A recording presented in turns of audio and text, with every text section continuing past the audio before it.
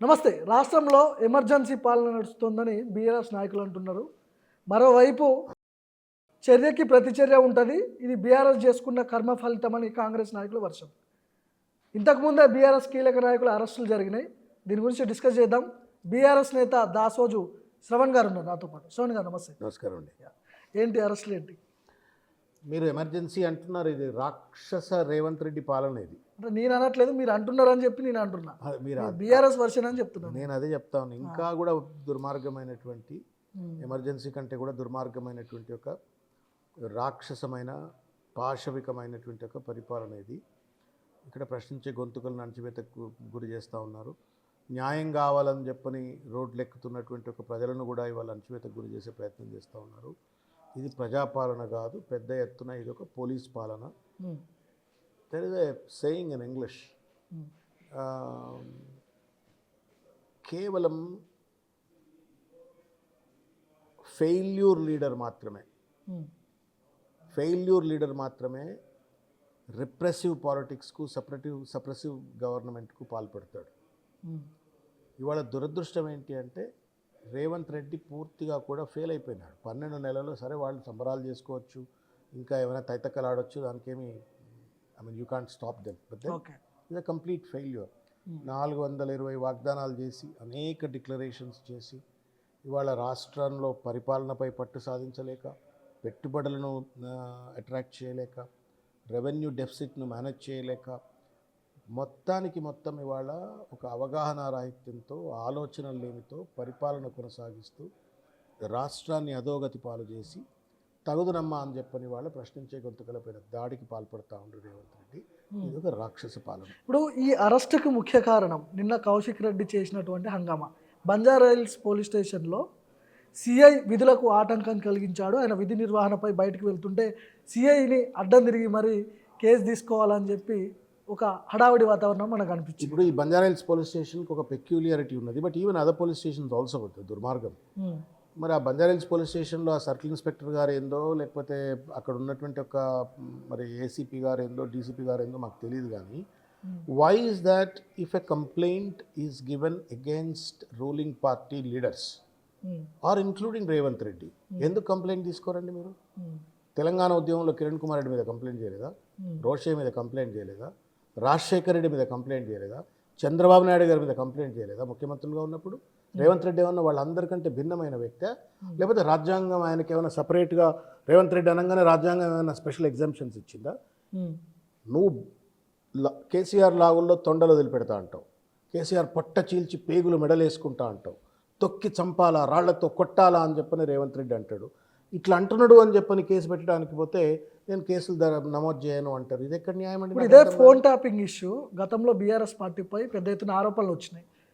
మళ్ళీ కాంగ్రెస్ పార్టీ అధికారంలోకి వచ్చిన తర్వాత అదే తప్పు కాంగ్రెస్ పార్టీ ఎందుకు చేస్తున్నారు అనుకుంటున్నారు? దానికంటే ఒక ముందు ఒక మాట, మీరు సింపుల్, ఇవాళ నేను ఆరోపణలనే అంటున్నా, చేసింది బీఆర్ఎస్ పార్టీ అని చెప్పట్లేదు. No problem. సో అదే తప్పు కాంగ్రెస్ పార్టీ ఎందుకు చేస్తుంది? నేను ఒక విషయం చెప్తా. ఇవాళ నిన్న జరిగినటువంటి దానికి సమాధానం చెప్పే ముందు, ఒక అనామకమైనటువంటి ఒక వ్యక్తి, ప్రాబల్యం తెలవనటువంటి ఒక వ్యక్తి వచ్చి ఒక కంప్లైంట్ ఇస్తే, ఒక సాధారణమైన వ్యక్తి వచ్చి కంప్లైంట్ ఇస్తే, మాజీ ఆర్థిక మంత్రి పైన ఫోన్ ట్యాపింగ్ చేసిండ్రు అని చెప్పని ఆయన పైన మీరు కేసు నమోదు చేసినారు, ఎఫ్ఐఆర్ చేసినారు పంజగుట్ట పోలీస్ స్టేషన్లో. ఇక్కడ ఒక శాసనసభ్యుడుగా పాడి కౌశిక్ రెడ్డి బంజారాహిల్స్ పోలీస్ స్టేషన్కు అపాయింట్మెంట్ తీసుకొని మరీ వెళ్ళి నా కంప్లైంట్ రిజిస్టర్ చేయండి అంటే నేను చేయను అని చెప్పని, ఆడ ఎమ్మెల్యే నిలబడి ఉండగానే నేను చేయను అని చెప్పని పారిపోయే ప్రయత్నం చేస్తే న్యాయం అవుతుందని చెప్పి ఇక్కడ ఇంటెన్షనల్గా పోయి కంప్లైంట్ చేసినట్టు కనిపిస్తుందని కొంతమంది మాట్లాడుకుంటున్నారు. మా మీద ఆరోపణలు చేసింది కాబట్టి మేము చేయాలి. మీరు దీనికంటే ఈ 2 ఉదంతాల కంటే ముందే మీరు కూడా పత్రికా సమావేశానికి వచ్చుంటారు. కేటీఆర్ గారే 1-2 సార్లు అన్నారు, నా ఫోన్ ట్యాప్ అవుతుంది అని చెప్పని. My phones are getting tap, మా కొలీగ్స్, మా బీఆర్ఎస్ పార్టీ నాయకుల ఫోన్లన్నీ కూడా ట్యాప్ చేస్తున్నారు అని చెప్పినారు. చెప్పిన ధర్మిలా ఇవాళ it's not like a tit for tat. నువ్వు ఇక్కడ కేసు పెట్టినావు, ఇది ఎందుకు పెట్టినావు అని చెప్పని ప్రశ్నించకంటే, అవునా నా ఫోన్ కూడా ట్యాప్ అవుతుంది, మరి దీని మీద కూడా కేసు పెట్టడం అంటే తప్పా చెప్పండి? నేను ఇవాళ చెప్తున్నా, పంజగుట్ట పోలీస్ స్టేషన్లో ముఠా గోపాల్ గారు, నేను డేట్ మర్చిపోయినా, 20వ తారీఖు 20 ఆగస్టు నాడు మేము ఈవినింగ్ పూట ముఠా గోపాల్ గారు ఇంకా చాలామంది శాసనసభ్యులు మేమంతా కలిసి వెళ్ళి రేవంత్ రెడ్డి గారు మా నాయకుడిని కేసీఆర్ గారిని ఉద్యమ నాయకుడిని పొట్టజీల్చి పేగులు మెడలేసుకుంటా తొక్కి చంపుతా రాళ్లతో కొట్టి చంపాలా తొండలు వదిలిపెట్టాలా ఇట్లా పిచ్చి పిచ్చిగా మాట్లాడిండు ఆయన. This amounts to inciting of violence, criminal intimidation, ఈ సెక్షన్లో మీరు కేసులు పెట్టండి అని చెప్పని మేము కంప్లైంట్ ఇస్తే ఇంతవరకు పంజగుట్ట పోలీస్ స్టేషన్లో కేసు దర్జు కాదండి. ఓకే, నువ్వు కేసు చేస్తావా చేయవా సెకండరీ పాయింట్.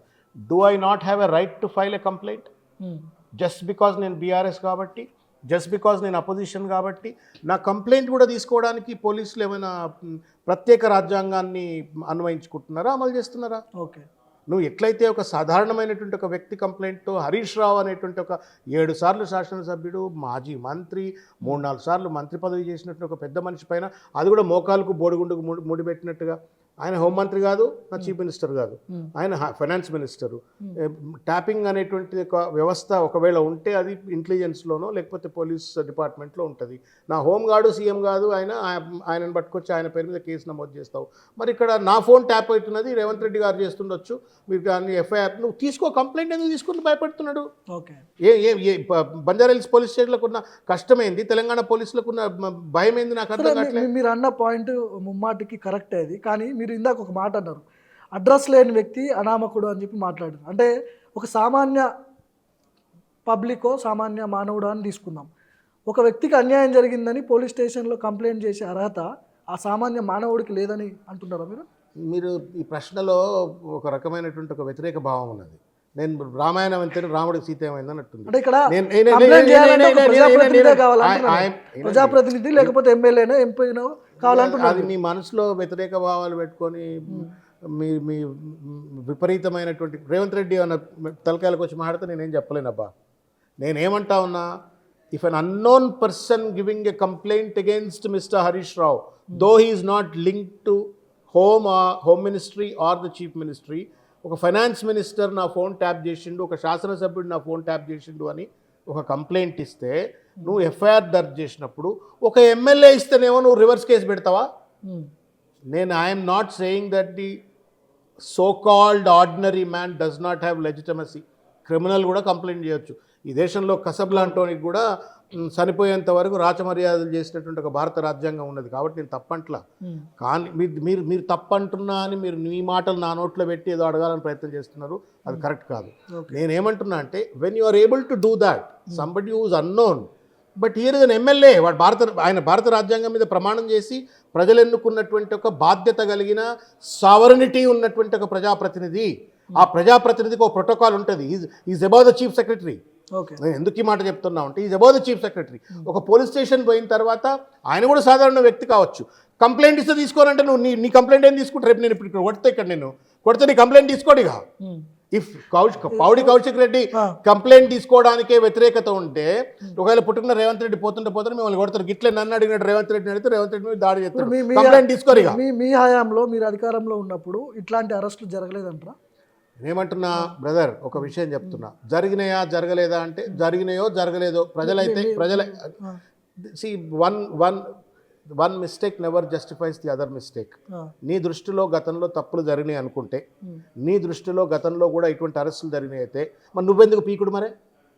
నువ్వెందుకయ్యా మరే ప్రజాపాలన పేరు మీద నువ్వెందుకు అధికారంలోకి వచ్చినావు? మరి నువ్వే అన్నావు కదా, నిరంకుశ పాలన అన్నావు, పోలీసు రాజ్యం అన్నావు, నేను ప్రజాపాలన అందిస్తా, ప్రజాస్వామ్యయుతంగా పరిపాలిస్తా, రాజ్యాంగాన్ని అమలు చేస్తా, నేను ధర్నాలు ఏమీ లేనటువంటి ఒక మంచి పరిపాలన అందిస్తా అని చెప్పిన అధికారంలోకి వచ్చి నువ్వు చేయలే కాబట్టి నేను చేస్తున్నా అంటే ఏమన్నా అర్థముండి మాట్లాడాయి?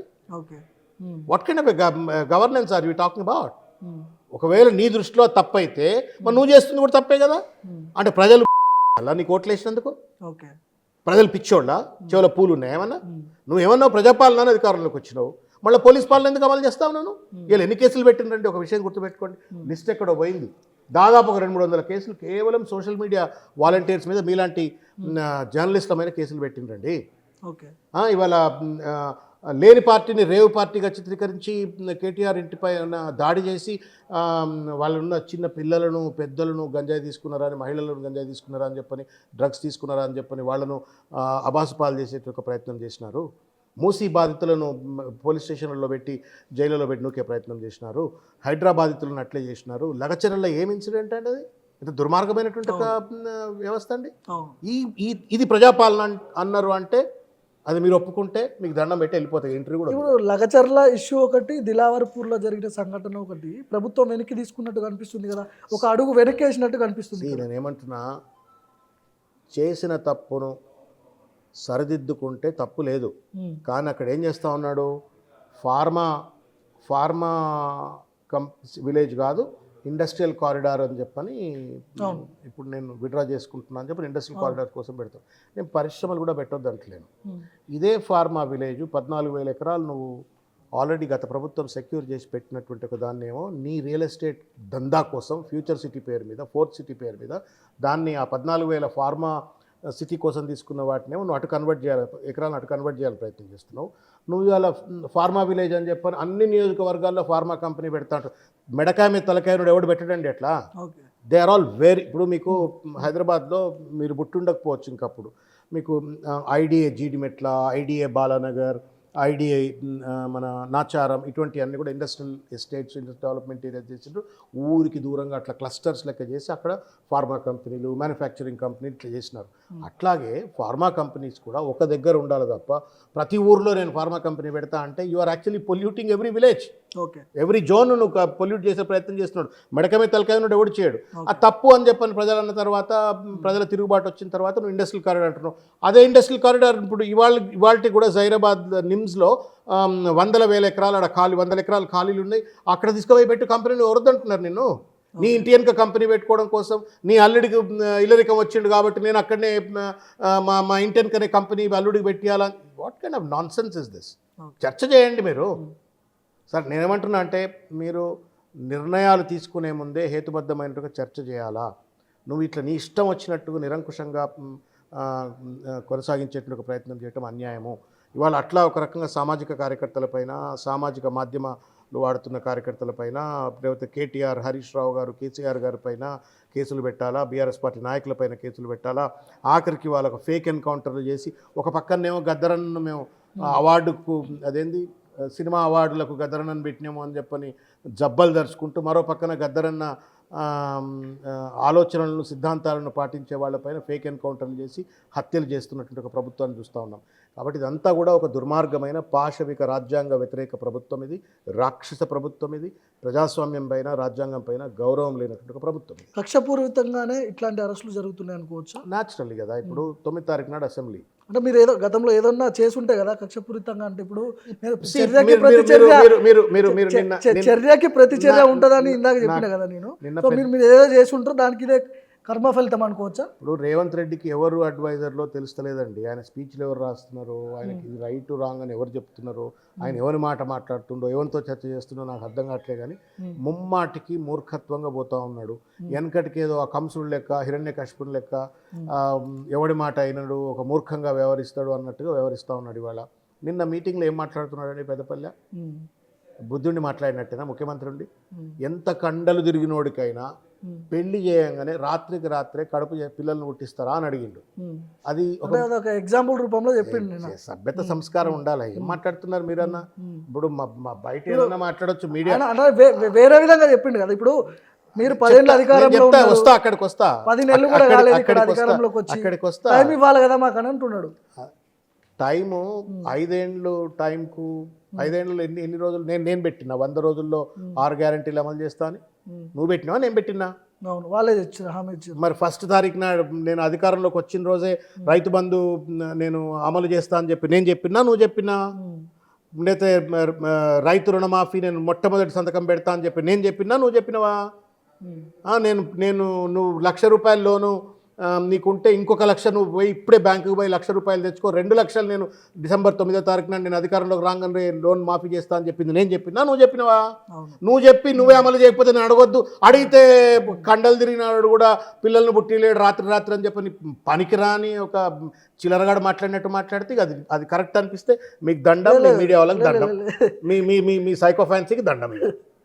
థ్యాంక్ యూ శ్రవణ్ గారు, నమస్తే. సో ఇది దాసో శ్రవణ్ గారు కొన్ని కీలక వ్యాఖ్యలు చేశారు. కక్షపూరితంగానే మాపై కేసులు పెడుతున్నారు, మా నాయకులను అరెస్ట్ చేస్తున్నారని చెప్పి శ్రవణ్ గారు మాట్లాడుతున్నారు. ముఖ్యమంత్రి నిన్న మాట్లాడిన మాటలపై కూడా పెద్ద ఎత్తున ఆయన విరుచుకుపడుతున్నారు. చూద్దాం భవిష్యత్తులో ఇంకా ఎన్ని అరెస్టులు ఉంటాయి, బీఆర్ఎస్ నేతలు ఎవరెవరు జైలుకి వెళ్ళబోతున్నారు, ఇవన్నీ కూడా మనం చూడాల్సిన అవసరం ఉంది.